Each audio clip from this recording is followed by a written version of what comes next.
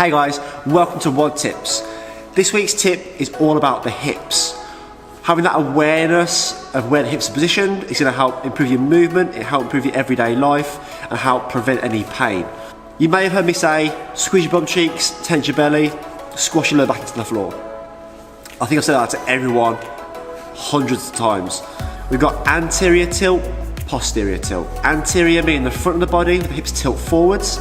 Posterior meaning the back, where the hips tilt backwards. When we're going overhead with the barbell, we want to avoid that anterior hip tilt because it makes the middle of your body, that sort of abs and lower back, really loose and unstable. If we go posterior tilt, say on a plank, it makes our plank in a nice flat position, so our back's in a good position. If we go anterior tilt on a plank, you have that big dip in the lower part of the back where you get that pressure on your back. So what we want to try and do is practice that movement of those two extremes, going to anterior tilt and posterior tilt, stood up, doing no movement. Once you can master those positions, you can then look at things like a deadlift, a plank, overhead, handstands, pull-ups. We can add those things in. But to have that basic awareness is key. So this is what an anterior tilt looks like.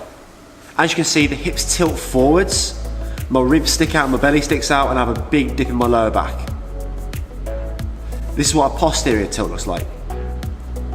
The hips tilt underneath, my bum cheeks kind of go in, my belly stays nice and flat, and my back flattens out. Learning to master these two positions of the extreme, so as far forward on that anterior hip tilt as you can, and then as far back on the posterior as you can, will help you find that middle ground, that neutral position. So take that piece of advice, guys, practice it. It's really simple, but it's really effective in your workouts and in your everyday movement for relieving back pain and make sure that you're in a good, safe position for your other movements. Have a great day, guys. See you next time.